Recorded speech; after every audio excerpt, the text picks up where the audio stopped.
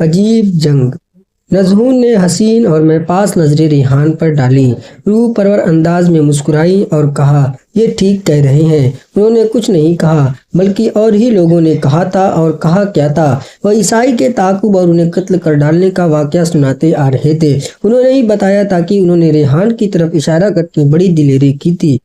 ریحان لیکن میری بہن شاعرہ تھی، جھوٹ اور سچ کے کلابے ملانے والی۔ یہ سمجھتی ہیں کہ سب ایسی ہی غلط بیانی کیا کرتے ہیں جیسی یہ خود شاعری کرتی ہیں۔ حسانہ میری شاعری میں گلو نہیں ہوتا، لیکن خیر نذہون کے کہنے سے ہے، تسلیم کیے لیتی ہوں کہ تم نے اس مارگی میں سرفروشی کی۔ ریحان نے ہنس کر کہا، شکریہ۔ اب حسانہ نے نذہون سے پوچھا، کیا تمہارے بھائی تمہارے سامنے زخمی ہو گئے تھے؟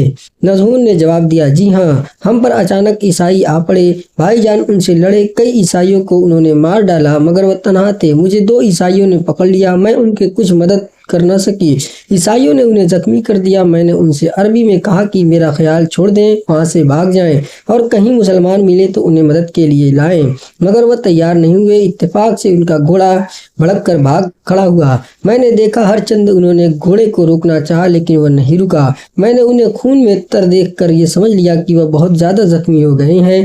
میں نے ان کے لیے دعا مانگی کہ وہ مسلمانوں میں پہنچ جائیں، خدا نے میری دعا قبول کر لی، وہ تمہارے پاس آ گئے۔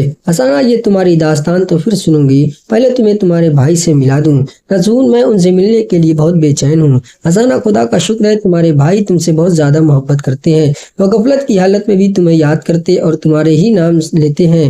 لیکن ایک بات بتاؤ نذہون، کیا حسانہ تم ان کی حالت دیکھ کر ضبط کر سکو گی؟ نذہون نے جلدی سے کہا، کیا خدا کہنا خواستہ ان کی حالت بہت نازک ہے؟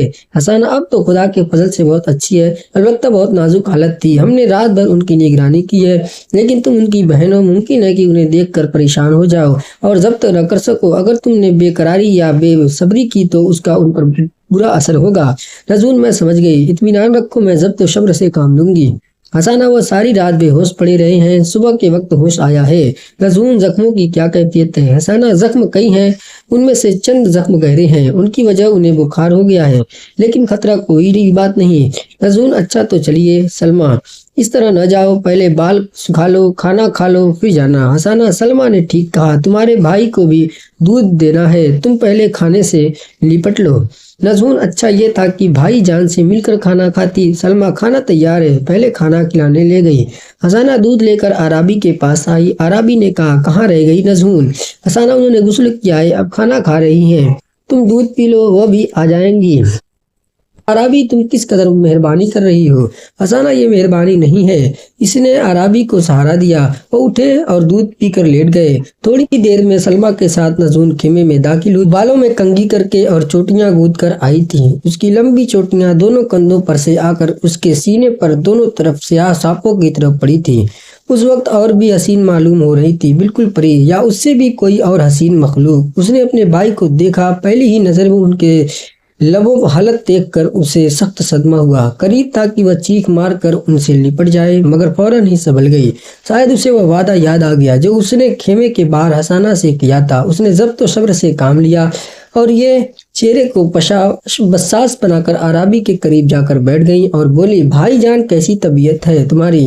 عرابی، خدا کا شکر ہے اچھی ہے، میں ایسے نیک لوگوں میں آ گیا جنہوں نے بڑی کرم جوشی سے میرا استقبال کیا اور بڑی دل سوزی سے میری دیکھ بھال کی، میں ان کے پاس آتے ہی بے ہوش ہو گیا۔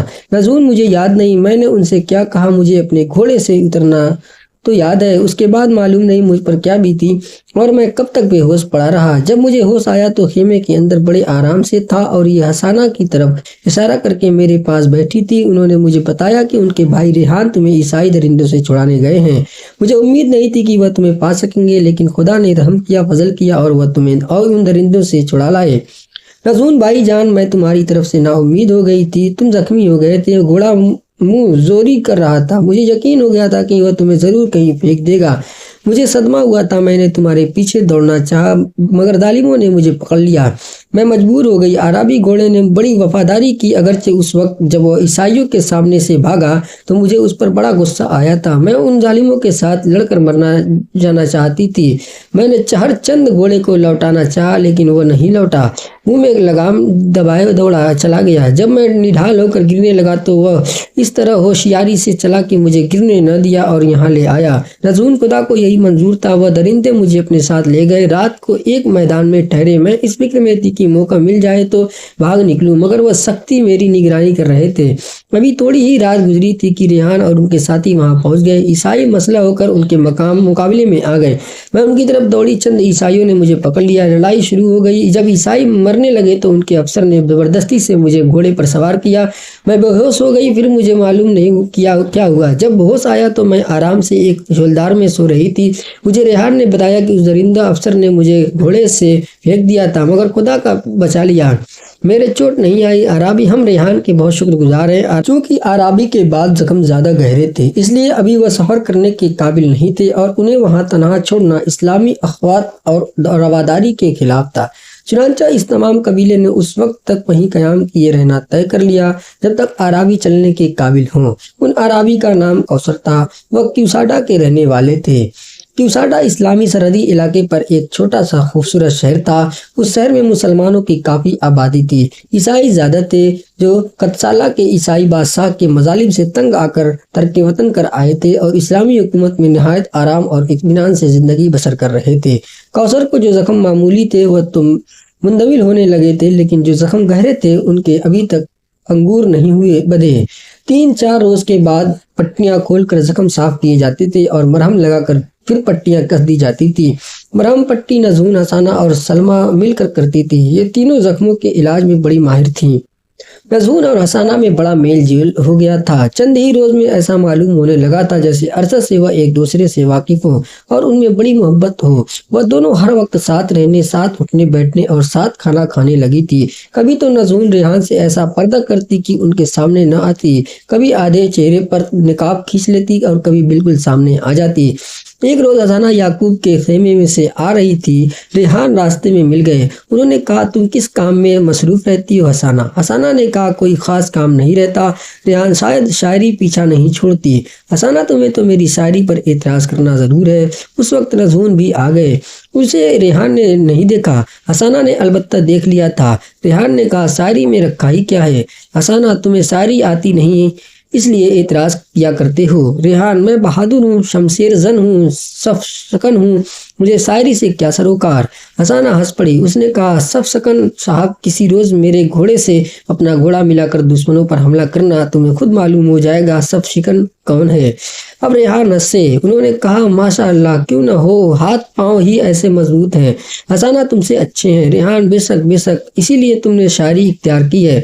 हसाना, शायरी का ताल्लुक दिल और दिमाग से है और बहादुरी का ताल्लुक सिर्फ बदन की मजबूती से है। रेहान, ठीक है ठीक है, अब क्या हाल है कौसर का? हसाना, अच्छे होते जा रहे हैं। देख लो, मर्द ऐसे होते हैं कि जरा जख्मी हुए और बहाना लेकर पड़ गए। कभी औरतों को भी ऐसे बहाने करते देखा है? रेहान, जी नहीं, बिल्कुल नहीं, मगर औरतें लड़ती ही कब हैं, जख्मी ही कहाँ होती हैं। उन्होंने उसकी नौबत ही नहीं आती। हसाना, और तुम नजून के मुतालिक क्या कह रहे थे? रेहान, वह वाकई दिलेर हैं। उन्हें दरिंदा ईसाई घोड़े से फेंक दिया। उनकी चोट आई मगर उन्होंने अपनी चोट जाहिर नहीं की। हसाना, अब तुम ही बताओ, वह औरत है या मर्द? रेहान, तुम जैसी औरत नहीं है। हसाना, शायद देख लिया होगा उन्हें, इसीलिए डर गए और लगे तारीफें करने। नजून मुस्कुराने लगी। रेहान ने निगाहें उठाकर देखा। नजून नजर आए। उन्होंने कहा, ये भी मौजूद हैं। वो चल पड़े। हसाना ने कहा, चल क्यों दिए? ठहरो ना सफे शिकन साहब, जरा तो रुको। रेहान ने चलते चलते कहा, तुमसे जीतना मुश्किल है, तुम शायरा जो ठहरी। हसाना हंस पड़ी। रेहान चले गए। नजून ने कहा, तुम बहुत तंग करती हो अपने भाई जान को। हसाना, तुम्हें क्यों रहम आने लगा उन पर? नजून, बेचारे सीधे साधे हैं, तुमसे हार मानकर चले गए। हसाना, बड़े सीधे हैं, इस बहलावे में न रहना। नजून, शायद शायरी को पसंद नहीं करते, तुम छोड़ क्यों नहीं देती शायरी? हसाना, अच्छा जी, तुम भी करने लगी उनकी तरफदारी? नजून, इसमें तरफदारी की क्या बात हुई? बहनों को भाइयों का कहा तो मानना चाहिए। हसाना, और बहनों का भाइयों को कहा न मानना चाहिए। नजून, अब लगी तो तुम मनती बिखारने। हसाना, आखिर मर्द का कहा हुआ क्यों न हो? नजून, मर्द को औरत पर फजीलत है। हसाना, मैं ये बात मानती हूँ, लेकिन उसके ये मानी नहीं है कि औरतें अपनी खुददारी को खो दें। नजून, वो सच कहते थे, तुमसे जीतना मुश्किल ही है। हसाना, उनका सहारा क्यों लेती हो? ये कहो कि मेरी बात का जवाब नहीं है तुम्हारे पास। नजून तुम शायरा जो ठहरी, हकीकत ये है कि शायर बात में बात पैदा करता रहता है। शायरों से कौन जीत सकता है? हसाना, शायर जिंदगी के हर शोबे का मुताला कर गौर से करता है, अपने जज्बात को अल्फाज का जामा पहनाता है। चूंकि वह जो कुछ लिखता है वाकयात से मुतासिर होकर लिखता है, इसलिए सुनने वालों पर उसका असर होता है, हकीकत का जवाब नहीं हुआ करता। नजून, ठीक कह रही हो, अब यहीं खड़ी रहोगी? हसाना, जहाँ कहो तुम्हारे साथ चलती हूँ। नजून, मेरे साथ चलो, मैं तो ये कहती हूँ हम और तुम ऐसी जगह चले जहाँ मेरे और तुम्हारे सिवा कोई और न हो। हसाना ने हसीन कहा लगा कर कहा, खूब आ गई तुम, मैं भी शायरी कहूँ।